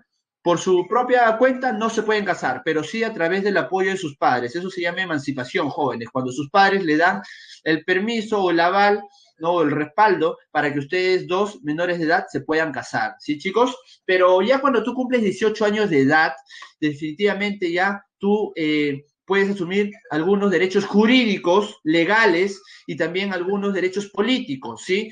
Ojo, ojo, te dije, ¿no? Cuando tú eres un ciudadano, tienes derechos, pero también deberes, que lo vamos a ver ahorita. Ahora, cuando hablamos de ciudadanía, ¿no? Dice aquí, se requiere de la inscripción electoral. ¿En dónde? Aquí, en la RENIEC, que está acá, jóvenes, en la imagen, ¿sí? Ahí necesitas registrarte. ¿Para qué? Para que te den esto, tu DNI. ¿Está claro, muchachos? Ahora, el ser ciudadano, si bien muchos dicen ya quisiera tener 18 años de edad para hacer lo que yo quisiera, eso, jóvenes, no es tanto así, ¿no? El ser ciudadano ya implica mayor compromiso frente a la sociedad. La sociedad, si tú cometes algún error, alguna falta ante la ley, la sociedad te castiga de manera más drástica, jóvenes. Por ejemplo, un menor de edad que comete un delito, la pena o condena es menor a a la que se le va a dar a una persona que comete el mismo delito, pero que es mayor de edad. Por ejemplo, uno de ustedes es menor de edad y un joven y un amigo es mayor de edad, ¿sí? Los dos cometen el mismo delito. Al mayor de edad le dan una pena, una condena más fuerte, mayor que al chico de menor de edad, ¿sí? ¿Por qué? Porque el menor de edad todavía está en proceso de desarrollo psicológico, físico, ¿sí? En donde sus padres todavía son responsables, ¿te das cuenta? Pero ya cuando cumple 18 años de edad, el peso de la ley cae con fuerza. Ahí tienes que cumplir ciertos compromisos frente a la sociedad. La sociedad te castiga de manera más drástica, joven, señorita. ¿Está claro? Ahora, jóvenes, cuando te dije que al cumplir los 18 años de edad, tú vas a tener algunos derechos jurídicos y políticos, ¿sí? Pero ojo, también pueden ser suspendidos estos derechos. ¿En qué momento, profesor, mis derechos como ciudadano pueden ser suspendidos? Ojo, suspendidos. Ya te dije ya, cuando hicimos derechos humanos, que nadie te puede quitar tus derechos, pero sí te lo pueden suspender, ¿sí? ¿En qué momentos te pueden suspender tus derechos? Por ejemplo, resolución judicial de interdicción. ¿Qué cosa es eso, profesor? ¿Qué es una resolución judicial de interdicción? Un ejemplo, imagínate ya, a ver, vamos a ver qué están escribiendo por aquí, jóvenes, ¿sí? Quiero ver si hay dudas o no. Ya traten de utilizar el chat sobre todo para hacer preguntas, ¿sí? Para por favor, chicos, para hacer preguntas, básicamente, ¿sí? Ahora, miren, por ejemplo, aquí, una resolución judicial de interdicción. Eh, Imagínate que tu profesor, ¿no? Es un empresario exitoso, tengo mi dinero en el banco, tengo mis autos, tengo mi negocio, me va muy bien. Y un día un amigo me invita a un casino. Yo voy a ese casino y de repente me gustó jugar, ¿no? Ahí en el casino y de pronto comienzo a ir al día siguiente, todos los días, de pronto todo el día estoy en el casino y así poco a poco voy perdiendo mi plata, ¿sí? Llega un momento que mi empresa fracasó, cerré mi empresa, mi dinero en el banco ya no hay, perdí mi auto, tengo deudas en el banco y todo, ¿por qué? Porque gastaba todo mi dinero en jugar aquí en el casino. Entonces, ¿qué pasa ahí? ¿Qué pasa conmigo? ¿Qué problema yo tengo? A ver, ¿alguien me puede decir? Claro, profesor, usted se convirtió en un ludópata, ¿sí? ¿Qué es un ludópata? Aquellas personas que le gustan los juegos de azar. Entonces, le gusta tanto que no le importa perder sus bienes, ¿no? Con tal de jugar, ¿sí? Entonces, bueno, al final, ante esa situación, ante mi problema de ludopatía, mi esposa y mis dos hijas dicen, a ver, bueno, pues estamos perdiendo todo y se dan cuenta que tengo un problema, esta ludopatía. Entonces, ¿qué pueden pedir ellas? Ellas pueden pedir ante el juez una resolución judicial de interdicción que consiste en que yo no estoy en mis facultades para tomar mis propias decisiones debido a que tengo esta enfermedad de la ludopatía. ¿Sí? En donde ya he perdido todos mis bienes y lo único que me queda es mi casa. Y antes de embargar mi casa, perderlo, ¿no? Mi esposa y mis hijas han decidido establecerme una resolución judicial de interdicción y el juez, luego de los exámenes médicos debido, ¿no? Si realmente tengo ludopatía, el juez puede establecer esa resolución judicial de interdicción a favor de mi esposa y mis hijas. ¿Para qué? Para que ningún acto mío, legal, jurídico, puede ser considerada como válida. Si yo puedo agarrar, firmar un documento, decir, ya, te doy mi casa a cambio de que me permita jugar, ya no va a ser válido. ¿Por qué? Porque como soy declarado por el juez una persona que no estoy en mis facultades, ¿no? Racionales, pues, ¿no? Debido a la enfermedad que tengo. Entonces, ahí mi esposa y mis hijas comienzan a tener control de mis bienes y a tomar las decisiones por mí, debido a que yo tengo ese problema. ¿Ya, jóvenes? Esa es una resolución judicial de interdicción civil. Profesor, solamente en el caso de ludopatía, no. Hay otros casos más. Por ejemplo, los tomadores habituales, en otras palabras, los alcohólicos, ¿sí? Esas personas también, ¿sí? Y muchas otras más, ¿no? Muchas otras personas más que no pueden valerse por sí mismos, no pueden tomar decisiones por sí mismos. Entonces, a esa persona se les puede establecer una resolución judicial de interdicción. En ese caso, me suspenden esos derechos. Me suspenden porque una vez que me cure, me puede, normal, puedo seguir con mi derecho, ¿sí? Con mis propios derechos, tomar mis propias decisiones, pero mientras siga con la enfermedad de la ludopatía, no lo puedo hacer, ¿sí? Ahora, ¿qué más tengo, profesor? otro caso es la sentencia de pena privativa de libertad. Por ejemplo, imagínate que, a ver, ¿quién está escribiendo? A ver, acá, Jordan, ya, Jordan, imagínate que comete un delito, ¿sí? Y justo Jordan quería ser alcalde de su distrito, comete un delito y, bueno, pues le dan una sentencia de 5 años de cárcel, ¿no? Justo Jordan quería ser candidato a la alcaldía de su distrito. La pregunta es, ¿lo podrá hacer?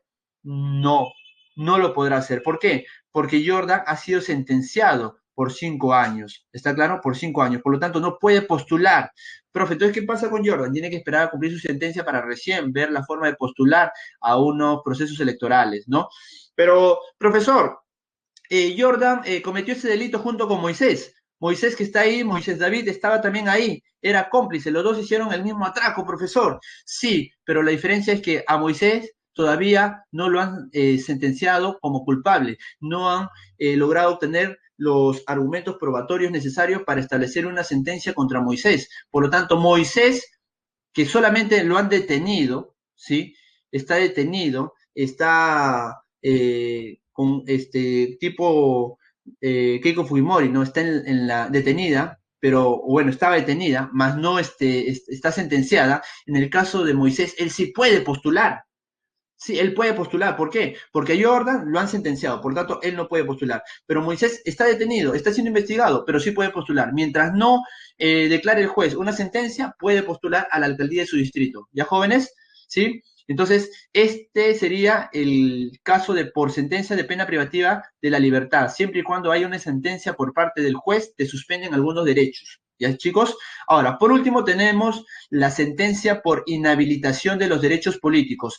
Esto se da básicamente cuando el mismo Congreso, por ejemplo, ¿no? Quiere, o el mismo juez quiere, digamos, evitar, no sancionar a alguna persona o algún partido, ¿no? Por las faltas que ha cometido, sancionarlos para que no puedan participar de elecciones, de algún tipo de elecciones a nivel nacional ni local. Por ejemplo, hoy en día escuché hace algunos días que un juez quiere sentenciar o quiere, digamos, suspender el partido de Fuerza Popular durante 30 meses para que no pueda postular de los procesos electorales, ¿no? Eso un juez hace 3 días lo mencionó, quiere establecer eso. Entonces, si él logra, digamos, suspenderlo, ¿no? Judicialmente a este partido Fuerza Popular, nadie que quiera postular por ese partido puede lograr postular a ningún proceso electoral ni a nivel local, regional ni nacional, jóvenes, ¿sí? Entonces, estos son los 3 casos en donde van a suspender tus derechos políticos y jurídicos, ¿ya, jóvenes? Ahora, suspender, ¿por qué? Porque no te lo pueden quitar nunca, ya te dije, ¿sí? Ahora, pero como te mencioné hace unos instantes, uno al cumplir los 18 años de edad tiene derechos y también tiene deberes. ¿Cuáles son esos 3 deberes? Número 1, honrar a tu patria, proteger los intereses del Perú. 2, defender la Constitución y sus leyes y cumplirlas, jóvenes. ¿Qué pasa el que no quiere cumplir las leyes, las normas? Será castigado por la sociedad, irá a la cárcel, dependiendo cuál sea, digamos, la violación de la ley o norma que hayas tú cometido. Y lo tercero, ¿sí? Otro deber como ciudadano es que debes pagar tus tributos, joven, señorita. Que sí, profesor, al cumplir 18 años de edad, tengo que pagar mis tributos, por supuesto. Imagínate, ahora ingresas a San Marcos, terminas tu carrera y comienzas a trabajar y por el sueldo que te van a pagar en planilla, te van a descontar un porcentaje. ¿Quién? El Estado. Y toda esa plata va a ir al Estado y con esa plata le vamos a pagar a nuestros padres de la patria. Con ese dinero van a hacer las obras públicas. Es por eso que todos estamos obligados a pagar tributos. Profesor, ¿y qué pasa si de repente me va bien? Como soy sanmarquino, soy un buen abogado, ingeniero, profesor, historiador, literato. ¿Qué pasa si me va muy bien, profesor, y gano 8.000 soles mensuales? Bueno, mientras más ganes, más tributos pagas. ¿Y toda esa plata dónde va? Se va al Estado, jóvenes. Y con esa plata se hacen las obras públicas y se les paga a nuestros padres de la patria, ¿sí? A nuestros padres de la patria. Jóvenes, así que ese es otro deber que nosotros tenemos como ciudadanos. ¿Está claro, chicos? ¿Sí? Ahora, esos son 3 deberes que nosotros tenemos, jóvenes, ¿sí? Claro, bueno, le digo padres de la patria, me hago referencia a los congresistas, pues jóvenes. Ustedes saben que le dicen padres de la patria a los congresistas, ¿no? Pero bueno, ya. A ver, jóvenes, estos son los 3 deberes que nosotros tenemos, jóvenes, como ciudadanos, ¿sí? No tan solo tenemos derechos, sino que también tenemos deberes. ¿ya? Ahora, nosotros como ciudadanos también tenemos algunos mecanismos como nosotros podemos participar, como nosotros podemos participar como ciudadanos en decisiones públicas, ¿sí?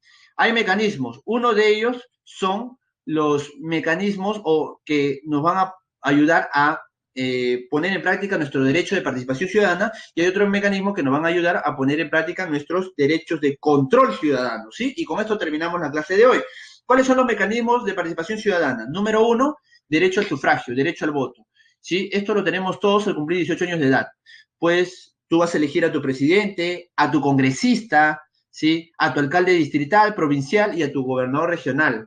¿Ya, joven? Es por eso que es importante, ¿no? Pensar bien antes de elegir, ¿no? A tu candidato de preferencia, ¿no? Ahora, es obligatorio hasta los 70 años, ¿sí? Ya después de los 70 años, si quieres, ya pues no vas a votar y no pasa nada, pues, ¿no? Bueno, este es un derecho de participación ciudadana a través de la elección de nuestras autoridades. Otra es la iniciativa de formación de leyes y la iniciativa de reforma constitucional. Son similares, ¿ah? En el requisito. Por ejemplo, para pedir ambas se necesita el 0,3% del último electorado a nivel nacional.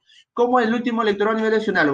Por ejemplo, en las últimas elecciones que se realizaron a nivel nacional, hubo una cantidad de peruanos que votaron. Digamos que esos peruanos fueron 22 millones los que votaron.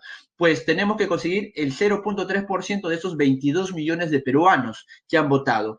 Ya tenemos que conseguir ese 0,3% de firmas que respalden nuestra iniciativa de formación de leyes y nuestra iniciativa de reforma constitucional.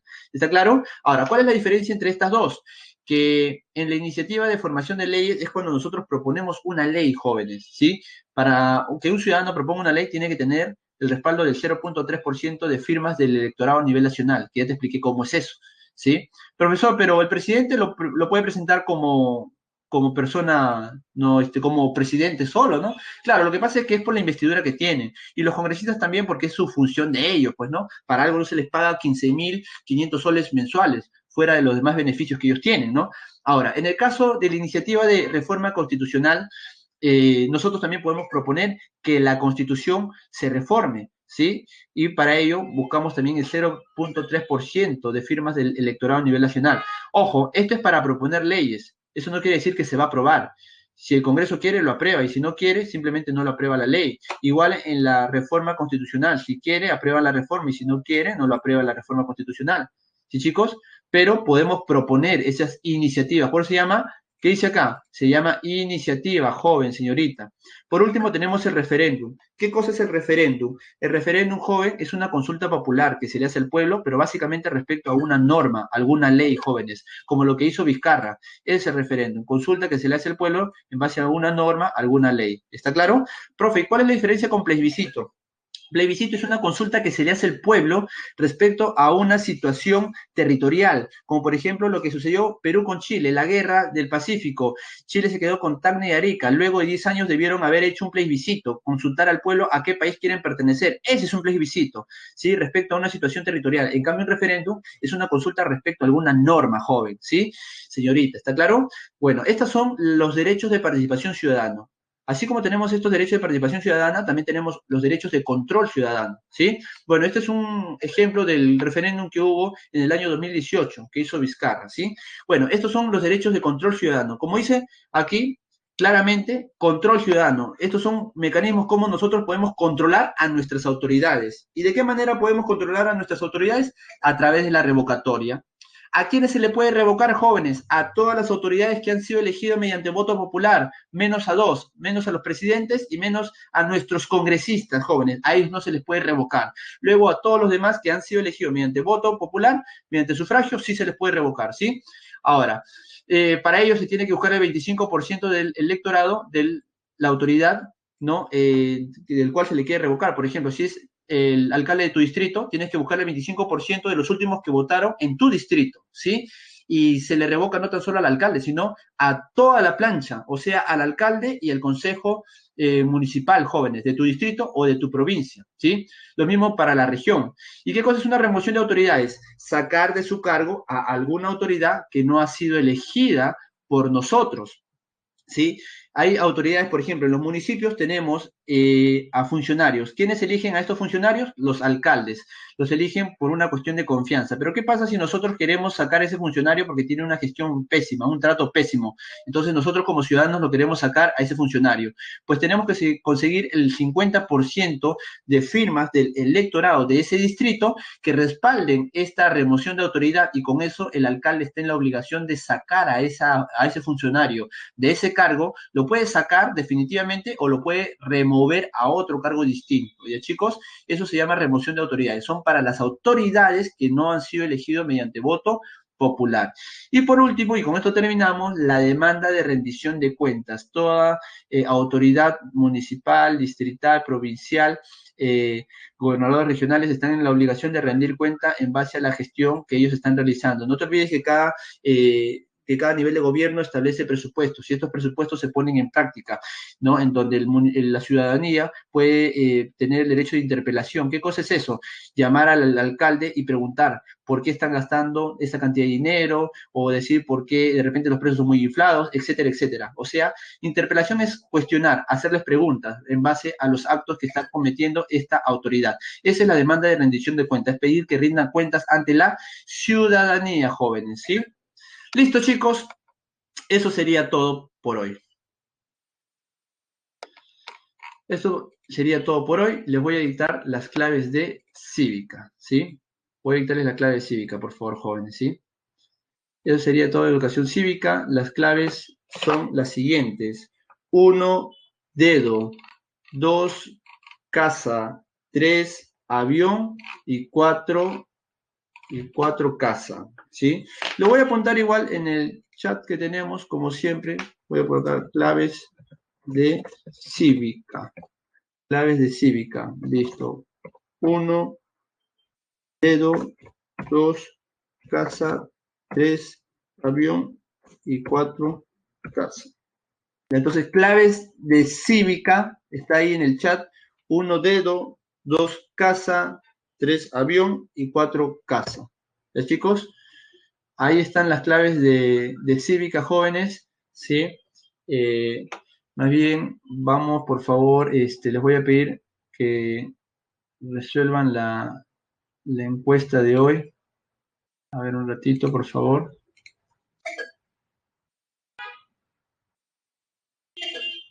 A ver, chicos. A ver, un ratito.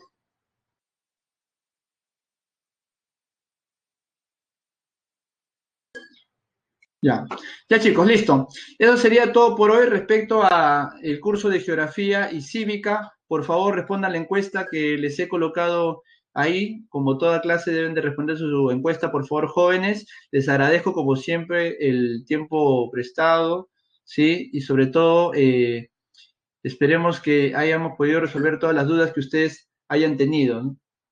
Ya, chicos, no se olviden de entrar a los profesores Multichat durante la semana, ¿sí? Que ellos están ahí esperándolos, listos para resolver sus inquietudes, sus dudas, ¿sí?